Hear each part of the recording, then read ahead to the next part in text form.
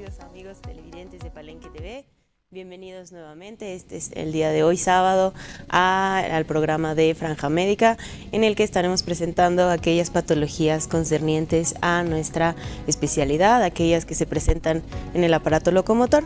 El día de hoy vamos a hablar sobre unas patologías que son relativamente comunes en todas las edades, en niños, en adultos, y que comprometen la movilidad y la funcionalidad correcta de lo que son las manos, la muñeca. Son alteraciones, inflamaciones, bloqueos de los tendones y de las vainas tendinosas que recubren a estos tendones alrededor de la muñeca, incluso también en el codo y en la palma de la mano, ¿no? Que estas patologías se conocen, por un lado, por ejemplo, son aquellas del bloqueo de los deditos, que conocemos como el dedo en gatillo, el dedo en resorte. También es conocido, la patología es conocida por esos dos nombres. También atrapamientos a nivel del dedo pulgar, que se conoce como la enfermedad de Decker-Wein, en honor a la persona que lo descubrió y que lo describió en los años iniciales. Entonces por eso es que se llama la tendinitis de Decker-Wein. Y a nivel de la muñeca, lo que conocemos como el síndrome del túnel del carpo, ya que a nivel de la muñeca, en la cara anterior de la muñeca, pasan varias estructuras nerviosas, los tendones, que se pueden ver aplastadas, comprimidas en diversas patologías, y por eso es que se produce este tipo de alteración, que es el síndrome del túnel del carpo. Y si vamos un poquito más arriba, a nivel del codo puede suceder lo mismo. También hay atrapamientos de los nervios a nivel de la cara externa, principalmente del codo, y también en algunas ocasiones en la cara interna. Y también se conoce como epicondilitis del lateral o medial. Y también sus nombres comunes, o que tal vez alguna vez han escuchado, son el codo de tenista o el codo de golfista, dependiendo de lo que se ve afectado, y está muy relacionado con las actividades diarias que uno realiza, ¿no? Entonces, de eso principalmente vamos a hablar el día de hoy, ya que son patologías que se parecen, son muy similares, y por eso es que las hemos agrupado, y vamos a tratar de explicarlas el día de hoy para que tengamos conciencia de cómo se puede diagnosticar, cuáles son las causas que lo producen, cómo lo podemos evitar y obviamente cómo lo podemos tratar, ¿no? Bien, María Fernanda, que has hecho un enfoque preciso de lo que son estas patologías, que de alguna manera pues están relacionadas con la actividad diaria de muchas personas. Valdría la pena aclarar por qué denominamos síndrome. Síndrome significa tener 2, 3 parámetros clínicos, semiológicos lógicamente, donde la persona tiene dolor, tiene pérdida de fuerza en algunos casos, tiene ardor en la zona o en los dedos, adormecimiento, el paciente siente que no está pudiendo manejar los utensilios, por ejemplo, de la casa, o se le caen los objetos de la mano. En ese sentido es que pierde fuerza, pierde precisión. A todos esos síntomas clínicos fundamentalmente que el paciente refiere, nosotros catalogamos como síndrome.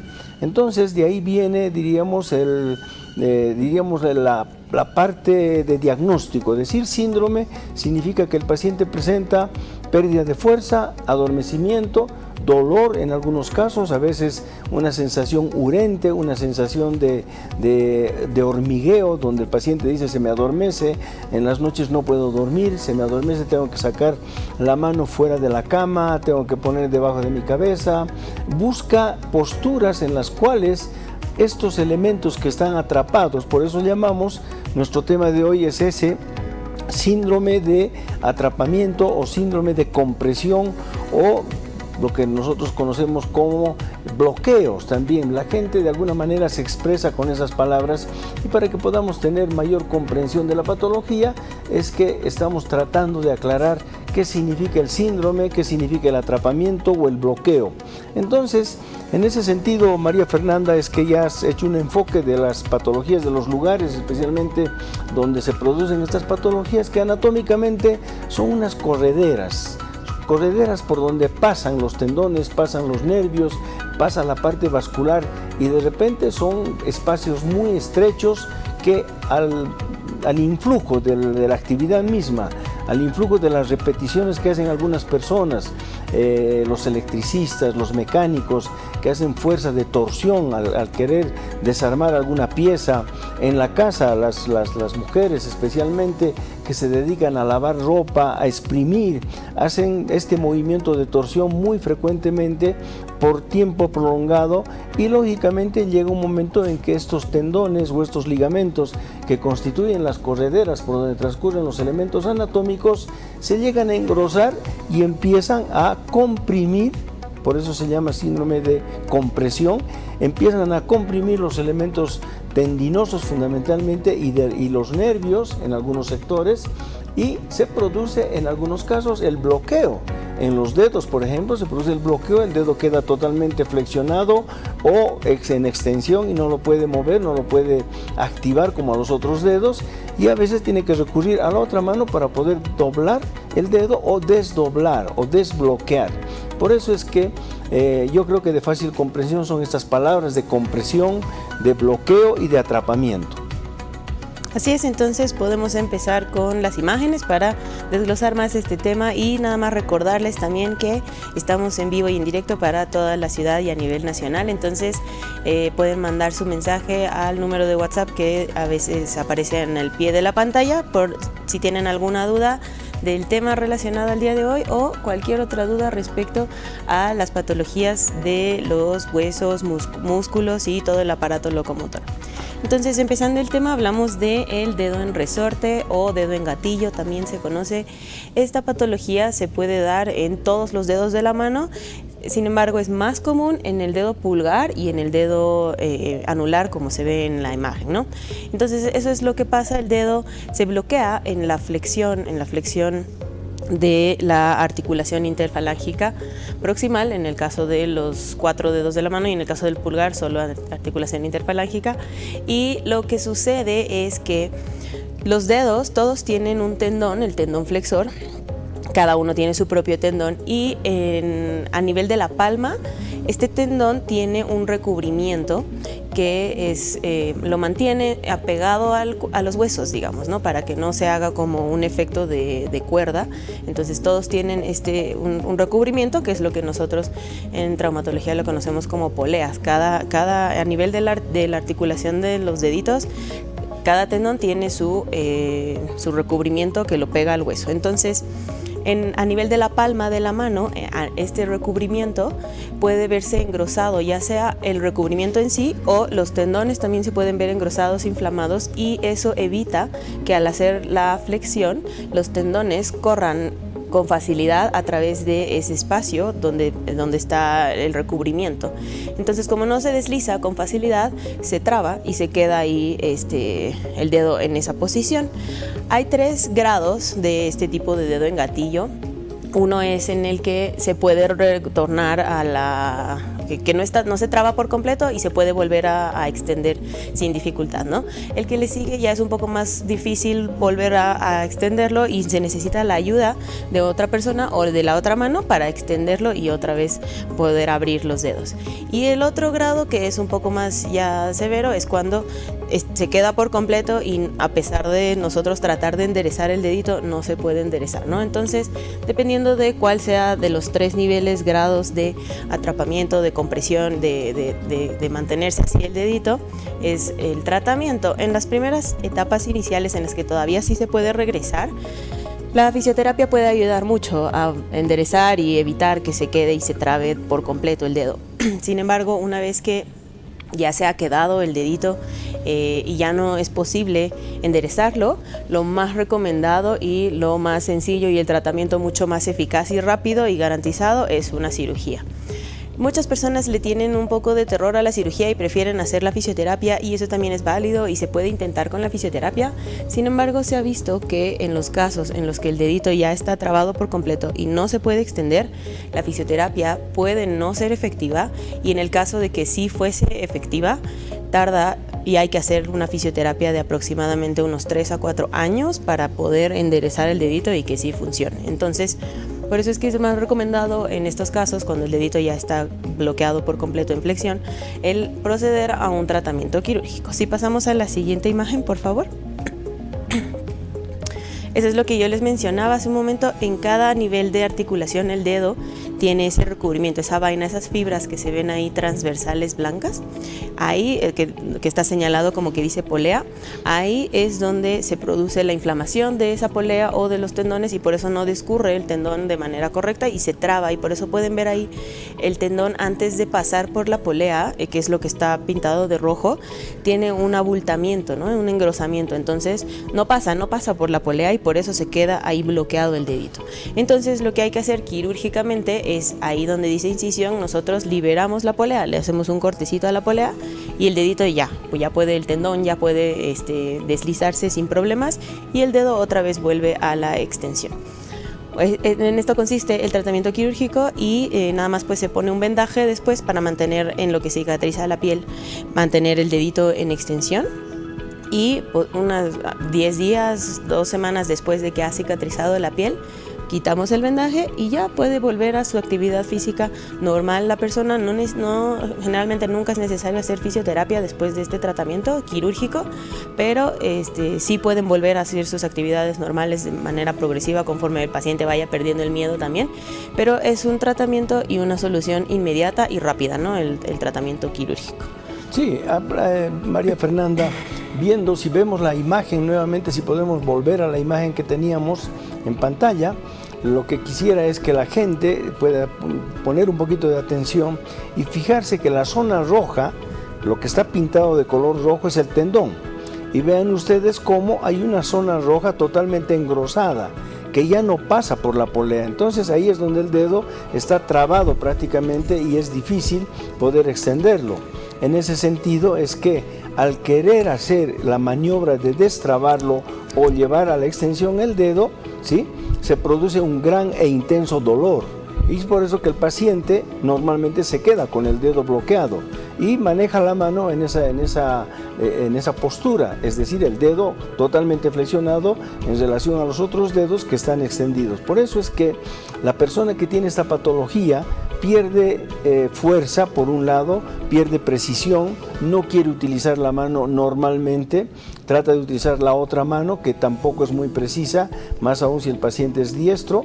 En ese sentido es que a veces esta patología es muy limitante y para muchas personas, tanto en la parte laboral fundamentalmente, les impide realizar su trabajo a normalidad. Entonces lo único que quería ver en esta diapositiva y que la gente pueda apreciar es el color rojo es del tendón flexor, y vean ustedes cómo hay una zona que está totalmente gruesa, que no puede pasar por la parte de lo que tú has dicho de la polea, y es por eso que el dedo queda totalmente trabado. Ahora, vale la pena, María Fernanda, redundar en esta patología, porque hay niños, bebés que nacen con el dedo bloqueado. Sí, precisamente no es que no he visto bebés que nazcan, pero sí que se desarrolle a tempranas edades, ¿no? Como 1 año, 2 años. En estos casos en particular no hay una causa en específico, porque en adultos está relacionado con las actividades físicas que realizan diario. Pero en los niños no hay una causa en particular, no se ha determinado el por qué se produce en los niños a estas tempranas edades, pero de todos modos el tratamiento es el mismo. La fisioterapia, cuando el dedito ya está bloqueado, no tiene muy buenos resultados, y para ver los resultados hay que hacer mucho tiempo la fisioterapia, un tiempo prolongado, como había mencionado, como de unos 3 años, 4 años de fisioterapia a que se resuelva el problema, y pues en eso el niño pues ya crece y se puede perjudicar en desarrollar sus actividades normales, porque a veces con esos deditos, pues especialmente es más común en los niños en el pulgar, y puede ser en una mano o puede ser en las dos también, no es indiscriminativo, no hay una causa en específico ni algo que podamos hacer tampoco para evitarlo, nada más sí identificarlo a tiempo, porque a veces no es por completo, o sea, no es muy evidente, no es que todo el dedito está doblado, sino un poquito, pero siempre hay que comparar con la otra mano, ver hasta dónde puede llegar, y si obviamente hay una diferencia, entonces sí, pues no estamos ante un dedo en gatillo, y llevarlo al especialista. Primero siempre hacer interconsultas con traumatología y ortopedia para determinar, que el especialista determine si es necesario o si es factible hacer la fisioterapia. Eso es muy importante que todos lo tengamos en cuenta. Primero siempre hay que acudir a un especialista y luego a la fisioterapia, no al revés, no empezar con la fisioterapia. Primero siempre es con el especialista, y si el caso es candidato y es factible y sabemos nosotros que va a ser útil ir a la fisioterapia, pues ahí ya los enviamos a la fisioterapia con las indicaciones en específico de qué, para el fisioterapeuta, de qué es lo que hay que trabajar para corregir las patologías, ¿no? Entonces, en los niños también es muy frecuente y el tratamiento, como les mencionaba, es el mismo, una incisión pequeñita, como de un medio centímetro a lo mucho, ahí en el pliegue del dedito, de la palma de la mano, y se libera esa polea. Y el tratamiento quirúrgico es una cirugía que no dura mucho tiempo, dura como unos 10 minutos aproximadamente, y la recuperación es inmediata. Saliendo de la cirugía ya extienden el dedito sin ningún problema, ¿no? Entonces, no tenerle miedo a este tipo de tratamientos en este caso en particular. Si pasamos a la siguiente imagen, por favor. Ahí nuevamente, ese es en otro dedito, en el dedo medio, por ejemplo, también se puede dar, y lo mismo, ¿no? Ahí pueden ver la polea A1, es la que se llama, porque hay varios números de poleas a lo largo de todo el dedo, en la cara palmar, y pasa lo mismo, ¿no? El engrosamiento, y como pueden ver ahí se pinta de rojito ese engrosamiento del tendón, que no deja que pase por la polea, porque la polea pues es bien ajustada y estrecha, entonces no deja que pase, y el tendoncito se traba ahí, y eso es lo que produce el dedo en gatillo o dedo en resorte. Si pasamos a la siguiente. Muy bien, entonces ya hablamos sobre el dedo en gatillo, básicamente es eso, el atrapamiento de la polea por una inflamación del tendón o también una sinovitis de la misma polea. Y en este caso vamos a hablar ahora pasamos al siguiente tema, que es el síndrome del túnel del carpo, que como decíamos al inicio, un síndrome es un conjunto de signos y síntomas. ¿Qué son los signos y síntomas? Los signos y síntomas son aquellas cosas que nosotros como médicos podemos ver que tiene el paciente, que nos presenta, y lo que nos refiere el paciente que está sintiendo. Esos son los signos y los síntomas. Entonces, en el síndrome del túnel del carpo, lo que se da es un adormecimiento por el túnel del carpo, por la parte que está señalada de rojo ahí en la imagen, que es la cara volar o palmar de la muñeca. Hay un canal que se llama túnel del carpo, y a través de ese túnel pasan los tendones flexores de los deditos y el nervio mediano, que es un nervio de gran calibre, es un nervio bien ancho en respecto a todos los nervios del cuerpo, es uno de los más amplios, y este nervio puede controlar, ahí como está pintado de azul en la imagen, la sensibilidad y movilidad también de los primeros 3 dedos, o también en algunas ocasiones de los otros 2 dedos, ¿no? Dependiendo de los nervios. Pero a grosso modo pasa por ahí un nervio que es el nervio mediano y que controla la movilidad y sensibilidad de los dedos. Y lo mismo, este túnel en sus hagamos de cuenta que es como que tiene 4 paredes. En las 3 paredes laterales y en la posterior son estructuras óseas, y en la parte anterior, donde está pintado de rojo, es igual un retináculo, o sea, una vaina de tejido que recubre y cierra este túnel. Y entonces a veces se inflama esa vaina, ese lugar, los tendones, puede inflamarse también el mismo nervio, y se estrecha el túnel, y por eso es que se producen los síntomas y signos que tiene el túnel del carpo típicamente. Y sí es más común en edades ya adultas, por las actividades físicas que uno realiza, como mencionábamos hace un momento, de exprimir la ropa, de hacer mucho ese movimiento dependiendo de la actividad física o la actividad de trabajo que se realice. Por ejemplo, también al usar mucho la computadora, todas aquellas actividades que produzcan una extensión constante de la muñeca puede inflamar esta zona de la muñeca y comprometer el nervio mediano y los tendones flexores de la mano. Evidentemente, tú lo has dicho, la actividad laboral influye muchísimo en esta compresión, en este síndrome que es el atrapamiento o digamos, la compresión que se produce a nivel de ese nervio, que es muy importante, que es el nervio mediano.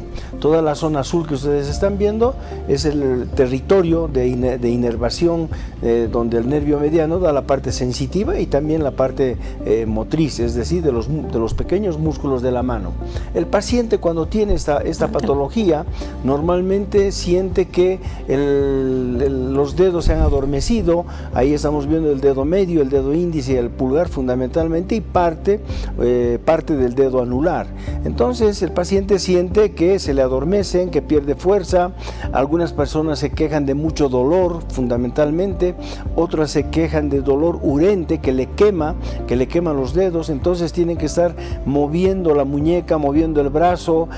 Si es en el sueño, a veces esta patología es muy limitante en ese sentido porque no permite que la persona tenga un sueño reparador por varias horas. Tiene que despertarse cada media hora, cada hora, mover la mano, sacar la mano fuera de la cama, fuera de las colchas, poner la mano en el abdomen, encima del abdomen, por debajo, encima de la cabeza, por debajo de la cabeza. Busca posiciones en las cuales de repente el nervio tiene una cierta liberación, si el término vale, temporal. Entonces hay alivio y el paciente vuelve a retomar el sueño. Pero eso dura media hora o una hora y de repente nuevamente se presenta el adormecimiento y, como decíamos, en algunos momentos se presenta con dolor, con mucha limitación, con pérdida de fuerza, y el paciente lógicamente en la parte laboral ya se ve muy limitado.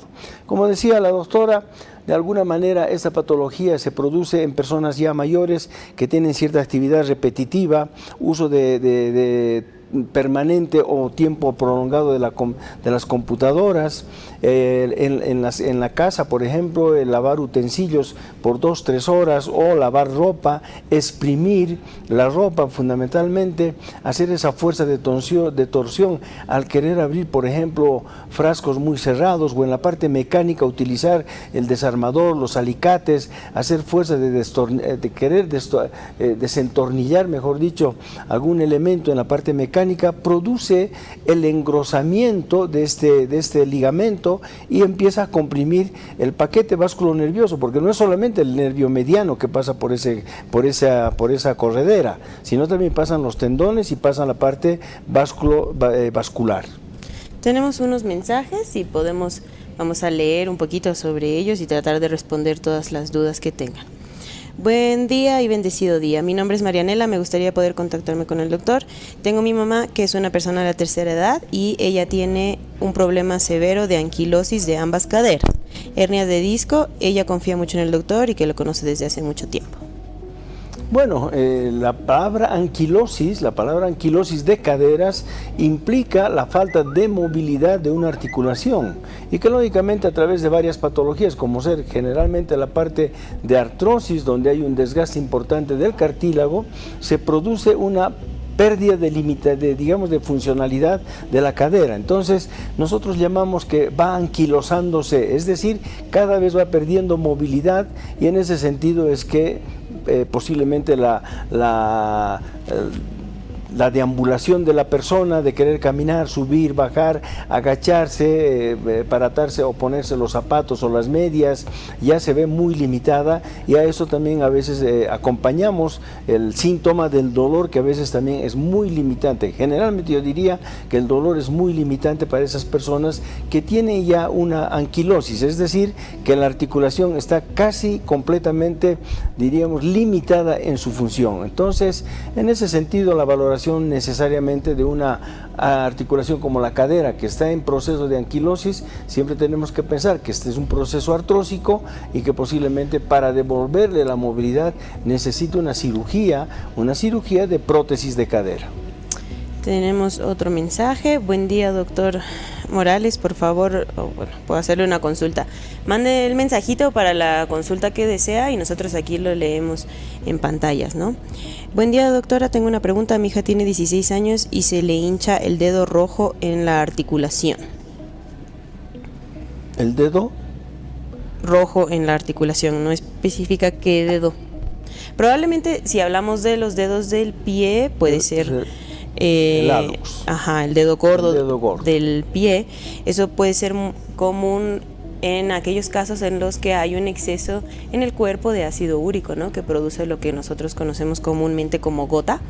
Entonces eso puede ocasionar esa inflamación de la articulación, generalmente es la metatarsofalangica del dedo gordo del pie, y eso se debe en etapas iniciales a lo que nosotros comemos diariamente, ¿no? Si hay mucho consumo e ingesta de carne roja o etcétera, ¿no? Entonces en esos casos, sin embargo, aquí dice en el dedo de la mano. Entonces también hay que pensar que hoy en día la persona que nos escribe y hace referencia de la persona que está con esa patología, es una persona relativamente joven. No siempre en las personas jóvenes puede haber un problema de gota, pero vale la pena hacer una aclaración de que la gota es una variante de los problemas de tipo reumáticos. Entonces habría que hacer estudios, habría que hacer una radiografía lógicamente del dedo en cuestión y hacer algunos estudios de laboratorio para tener algunos parámetros y descartar problemas de tipo reumático fundamentalmente. Y una radiografía para ver si la articulación está totalmente anatómica, si está libre, si no tiene por ahí tal vez algún pequeño quiste. Nadie está libre de no tener quistes a nivel de los huesos, ya sean huesos de la mano o ya sean huesos largos. Entonces siempre es bueno tomar una radiografía, hacer laboratorio para tratar de llegar a un diagnóstico y ver cómo ha empezado la patología, ver cómo de repente en qué momento se presenta el dolor, si ha habido antecedentes de traumáticos, de deportes, de al jugar, al saltar, al correr, si se ha torcido el dedo, si ha caído en mala posición. Siempre son muy importantes los antecedentes para llegar a un diagnóstico, diríamos, en forma precisa. Y un mensaje de Erika, de la ciudad de La Paz. Buenos días, doctor, estoy viendo el programa. Tengo la enfermedad de Haglund en los tobillos y me afecta mucho al caminar. ¿Puede hablar más sobre eso, por favor? Soluciones y causas de la enfermedad, por favor. La enfermedad de Haglund, para que lo sepan también aquellos que nos están sintonizando, es una patología a nivel del talón, del calcáneo, precisamente del hueso calcáneo del talón, en la cara posterior, que tiene un crecimiento óseo. Es una anormalidad del hueso que por razones que hasta el día de hoy no se desconocen, no están muy claras y no son muy evidentes, tiene un crecimiento extra del hueso en la parte posterior del talón y lastimosamente justo en esa parte donde hay ese crecimiento óseo se inserta el tendón de Aquiles. Entonces ese crecimiento óseo irrita el tendón de Aquiles dependiendo de la actividad nosotros que realicemos, y esto es lo que causa y ocasiona los dolores y las molestias, en especial cuando tenemos tenso el tendón de Aquiles. Entonces en un inicio lo que hay que hacer es tratamiento conservador, siempre tratamientos conservadores. ¿Cómo? Primero podemos hacer obviamente analgésicos antiinflamatorios vía oral, luego podemos recurrir también a la fisioterapia para ayudar a controlar el dolor, para elongar el tendón de Aquiles también. Por otro lado, lo que podemos hacer es cambiar un poquito la modalidad de los zapatos de modo que se relaje el tendón de Aquiles. ¿Cómo? Aumentándole un poquito de taco, de elevación, puede ser con una plantilla o puede ser usando zapatos que tengan un poquito de taco para relajar el tendón de Aquiles, ya que cuando el pie está plano en el suelo, se estira el tendón de Aquiles por demás y eso aumenta la irritación, el contacto del tendón de Aquiles con esa exostosis que tiene el calcáneo. Entonces relajar así el tendón de Aquiles, elevando un poquito el talón. Y dentro del tratamiento conservador, la última alternativa, si es que todo lo que acabo de mencionar no ha funcionado, se puede hacer una infiltración con analgésicos en la zona, que como son los corticoides, ¿no? Que los corticoides son potentes analgésicos antiinflamatorios que se deben usar de manera correcta, sin excederse, sin abusar de los corticoides, y se pueden aplicar ahí directamente en la zona donde está inflamado y controlar así el dolor. Si todo esto no ha funcionado y persiste el dolor y limita la actividad física, se puede recurrir al tratamiento quirúrgico, que ya es la última instancia, para liberar, retirar ese crecimiento del hueso extra que tiene el calcáneo, para evitar ya que se siga rozando este crecimiento con el tendón de Aquiles, ¿no? Entonces, esa es la última instancia de tratamiento en este tipo de casos. Sí, aclarar un poquito que también la patología se debe a esfuerzos desmedidos de entrenamiento, de deportes, de saltos, donde el tendón de Aquiles trabaja demasiado. En personas jóvenes, a veces la inserción de estos tendones que son poderosos, como el tendón rotuliano y el tendón de Aquiles, ejercen gran tracción en el nivel de la inserción. Y si son personas jóvenes, los huesitos donde se insertan estos tendones generalmente son un poco cartilaginosos todavía y pueden generar la estimulación y el crecimiento de la zona de inserción, y entonces se produce produce este espolón que a veces es bastante doloroso, molestoso, porque no se puede usar fácilmente zapatos, frota en la parte posterior del zapato, o sea, del talón. En ese sentido es que siempre, al margen de hacer la parte clínica y todo lo demás, es de vital importancia una radiografía axial y una radiografía lateral de calcáneo para ver si esta exostosis, este espolón o este crecimiento anormal del calcáneo es demasiado grande. Entonces, en ese sentido también es que hay que evaluar a través de una simple radiografía, porque no se necesita otro estudio más sofisticado como para determinar diríamos, la patología. Muy bien, entonces por el momento esos son todos los mensajes, esperamos haber resuelto algunas de sus dudas. Sigue ahí disponible el número para que nos contacten y nosotros poder resolver aquellas dudas, consultas que tengan respecto a nuestra especialidad.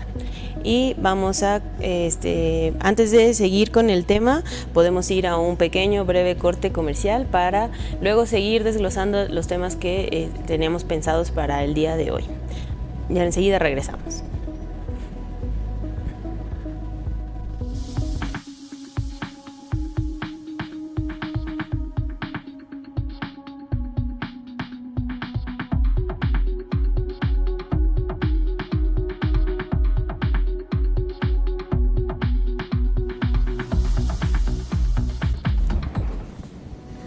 Bueno, queridos amigos, desde ya muchas gracias por estar con nosotros frente a sus pantallas para poder de alguna manera llegar a sus hogares con estas patologías que son muy frecuentes. Hay mucha gente que sufre todos estos síndromes de atrapamiento, síndrome de compresión y bloqueos a nivel de algunas articulaciones. Estábamos hablando sobre lo que es el síndrome del túnel carpiano, que es el atrapamiento del nervio mediano a nivel de la muñeca, fundamentalmente en la zona palmar. De alguna manera, este síndrome de atrapamiento también puede producirse a nivel del tobillo, es decir, el síndrome del túnel tarsiano, que es una cosa muy parecida a la del síndrome del túnel carpiano. De la misma manera, el paciente que tiene esta patología también siente dolor, tiene molestias, adormecimientos, y si es un paciente deportista, especialmente que tiene contacto con el balón, como en el fútbol de salón, el impacto de la pelota puede desencadenar un dolor muy agudo en la parte interna del tobillo y del pie. A eso conocemos nosotros como síndrome del túnel tarsiano, que de la misma forma que se ha producido el atrapamiento del síndrome del túnel carpiano en la muñeca, también este es un otro síndrome de atrapamiento que limita mucho la función, limita mucho el desenvolvimiento de la persona al caminar, al subir, al bajar, y ni qué decir cuando es una persona que hace mucho deporte. Así es, entonces si continuamos un poquito con el tema y las imágenes, podemos volver a ver lo que estábamos mencionando del túnel del carpo. Y como pueden ver ahí es lo que mencionaba, ese es el recubrimiento que cierra este túnel a nivel de la muñeca, que mantiene los tendones y el nervio, digamos, en su lugar para que no se salgan de ahí, y en ocasiones se inflama este sector y eso es lo que causa la compresión a este nivel y el adormecimiento, pérdida de fuerza a nivel de los tres deditos, el pulgar, índice y el medio. Entonces, como decíamos en un inicio, igual está bien relacionado con la actividad física que realizan. Es muy frecuente también en aquellas personas que suelen tejer, también por el hacer constante movimiento de las muñecas, y se inflama esta parte de la muñeca y eso es lo que causa las alteraciones, ¿no? Y el tratamiento, al igual que en el del dedo en gatillo, es liberar esta fibrosis este tejido fibroso, mejor dicho, que está recubriendo estos tendones. Lo liberamos y se abre el espacio y ya disminuye mucho la inflamación, los síntomas, el dolor. Y nada más que sepan también, porque también hay muchas dudas de eso y me han preguntado a mí en la consulta, en especial con el dedo en gatillo, si el liberar ese recubrimiento trae consecuencias. Y no, la respuesta es que no pasa nada si nosotros liberamos. No es que se vea afectado la funcionalidad o algo, si nosotros liberamos este recubrimiento de los tendones y en este caso del túnel del carpo, ¿no? María Fernanda, te interrumpo un poquito porque esta patología está en relación a una pregunta, un mensaje que nos ha llegado sobre una persona que siente adormecimiento de los brazos, especialmente en la noche. y se le adormecen los dos brazos. Entonces, no es nada raro que una persona pueda tener el síndrome de túnel carpiano en forma bilateral por un lado. Esta compresión que se produce a nivel distal también genera inflamación hacia la parte proximal, es decir, donde nacen los nervios y forman y constituyen el plexo braquial. Ese plexo braquial está a la altura de la axila, donde está el nervio radial, el nervio cubital y el nervio mediano, que son los principales nervios que van hacia los miembros superiores. Estos nervios también pueden estar atrapados, pueden estar estimulados por una compresión a nivel cervical o a nivel también de la parte axilar, donde este complejo de nervios que van hacia los miembros superiores puede también estar con una cierta compresión o atrapamiento. Entonces, el hecho de tener las manos que se le adormecen, que le duele especialmente en la noche, también nos hace suponer de que podría ser el atrapamiento inicialmente del síndrome del túnel carpiano. Esta irritación del nervio mediano puede llegar a veces hasta el codo, hasta el hombro, y de repente esta patología se puede solucionar a través de una liberación de este ligamento que ustedes están viendo de color blanquecino sobre el nervio que es de color amarillo. Entonces, en ese sentido, no sé si la persona que nos ha mandado el mensaje podría tener un poco más de orientación, donde se necesite hacer una radiografía de la columna cervical, donde nacen también los nervios, hacer un estudio de tal vez una electromiografía de miembros superiores para determinar los impulsos nerviosos que tienen estos diferentes nervios y que pueden estar alterados a través de una compresión, ya sea en la parte cervical, en la parte axilar, en la parte del codo o en la muñeca donde transcurre el nervio mediano. Así es. Entonces, si pasamos a la siguiente imagen, por favor. Ahí es como mencionábamos, la liberación de este ligamento que recubre el túnel carpiano. Ese es el tratamiento quirúrgico, y ahí pues ya disminuye la compresión que estaba sufriendo el nervio mediano y los nervios flexores también de la mano, y lo que estaba produciendo los síntomas de adormecimiento y limitación funcional de los 3 primeros deditos de la mano. Siguiente imagen, por favor. Ya. Entonces, continuando con estos síndromes de atrapamiento de los tendones, tenemos a nivel del pulgar, en la cara lateral del pulgar, hay varios tendones que son propios del dedito pulgar. Como ustedes saben y pueden ver, el dedo pulgar tiene muchas funciones, muchos movimientos, es un dedo especial, único, y tiene, por lo mismo, para poder realizar todos estos movimientos y todas estas funciones, un conjunto de tendones solo para el dedo pulgar.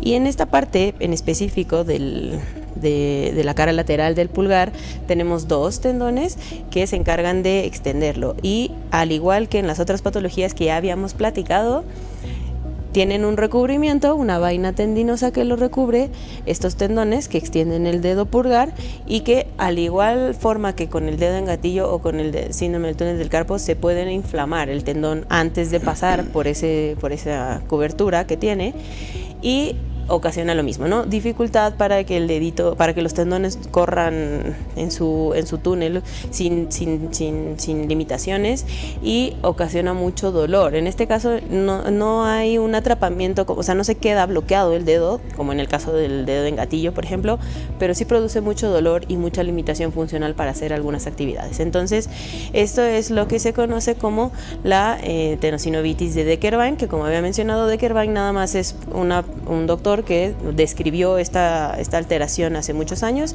y por eso recibe su nombre, ¿no?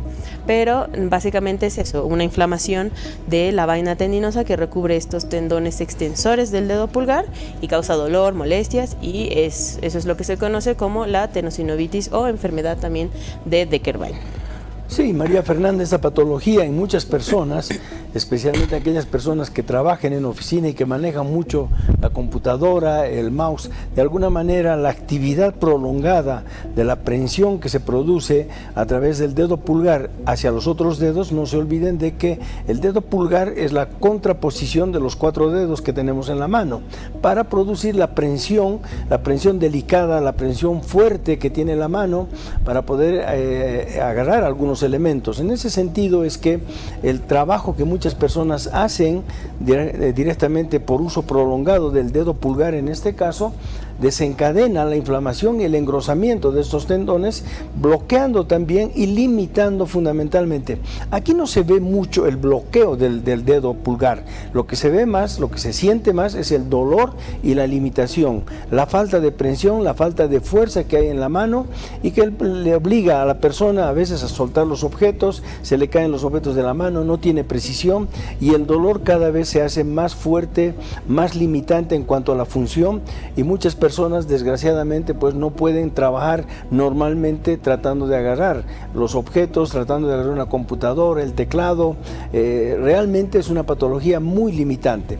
En algunos casos la parte de fisioterapia a veces requiere mucho tiempo, la parte de inmovilización requiere mucho tiempo más, entonces a veces una infiltración puede generar, diríamos, un gran alivio del dolor y de la sintomatología, porque el corticoide es un elemento que puede bajar la inflamación, diríamos, en forma categórica y a veces rotunda, liberando, diríamos, la patología fácilmente.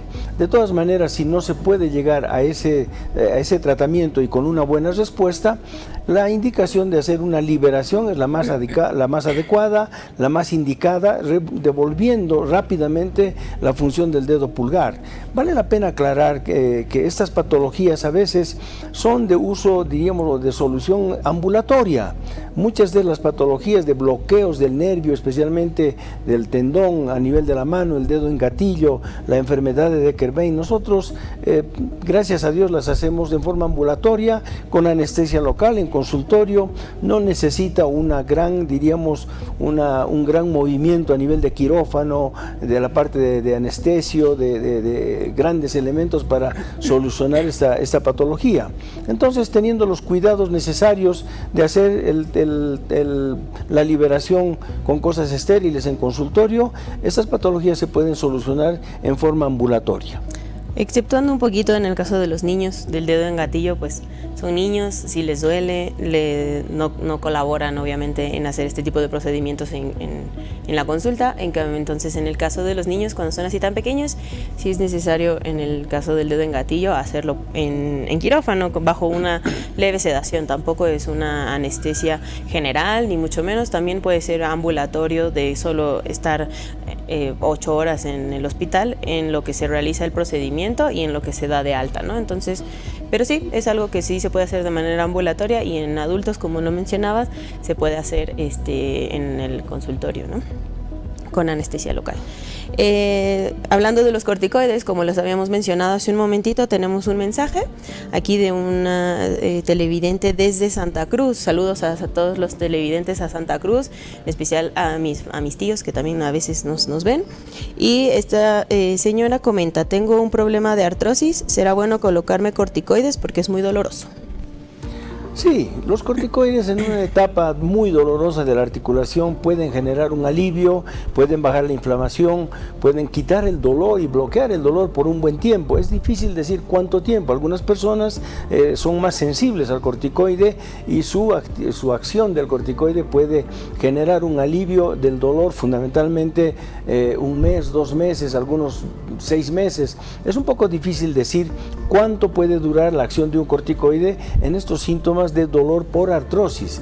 En ese sentido es que también vale la pena aclarar que el corticoide, en caso de artrosis ya avanzada, no es la solución, es solamente un tratamiento paliativo donde queremos darle un cierto alivio al paciente, de quitarle la inflamación y fundamentalmente quitarle el dolor. Por eso es que tampoco se puede colocar corticoide en forma muy seguida y en forma permanente como tratamiento. Siempre hay que pensar que el corticoide tiene sus limitaciones, tiene su tiempo de acción y hay que regirse en ese sentido para no causar, diríamos, efectos colaterales o contralaterales de lo que puede ser el corticoide con abuso o con uso indiscriminado de este fármaco. Sí, también sería bueno ver el grado de artrosis que presenta con unas radiografías simples para ver si además de los corticoides puede ser candidata a tratamientos conservadores todavía, fortaleciendo el cartílago que queda remanente a través de otro tipo de inyecciones, como por ejemplo el ácido hialurónico o tomando en la dieta, en el día a día, fortaleciendo ese cartílago con glucosamín, condroitín, todos esos colágeno, todos los suplementos que ayudan a fortalecer el cartílago que todavía existe, ¿no? Recordar nuevamente, una vez más, como casi todos los programas, que el cartílago no se regenera, no hay un medicamento, sustancia, comida, medicamento, lo que sea que podamos nosotros tomar que regenere el cartílago, pero sí podemos fortalecer el cartílago que tenemos con estos suplementos, ¿no? Entonces es muy importante eso, tener una radiografía simple para ver si es que se puede reforzar ese cartílago. Sí, volvemos nuevamente a desarrollar el tema con las imágenes que estábamos presentando. Nuevamente la enfermedad de Decker-Vein o tenosinovitis de Decker-Vein. Como ven ahí, se pone lo pintado de rojito es lo que se inflama y ahí es donde se produce el dolor y las molestias. Siguiente imagen, por favor.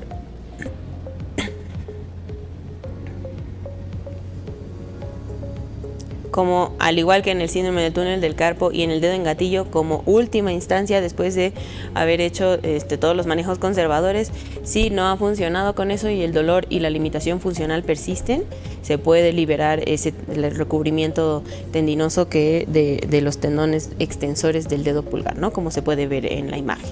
Siguiente imagen, por favor. Y ahí queda liberado los tendones que extienden el pulgar y entonces pueden correr normal, hacer su función normal y el dolor disminuye y la inflamación también. Siguiente imagen, por favor. Y bien, pasamos al codo. En el codo también se puede producir lo mismo que estábamos hablando a lo largo de toda la mañana, del atrapamiento o compresión de los nervios, tendones a nivel del codo también, ¿no? Entonces, por la parte lateral del codo pasa un nervio, por la parte medial interna del codo pasa un nervio que es el nervio cubital, pero muchos lo conocen así como el nervio de la risa, porque no sé si alguna vez les ha pasado que cuando se golpean el codo en un borde o en una superficie muy puntiaguda, es un dolor indescriptible y uno no sabe ni si reír o llorar o qué hacer, porque es un dolor bien específico y exquisito y es por eso, ¿no? Porque se golpea ese nervio que está bien superficial, que es el nervio cubital. Y al igual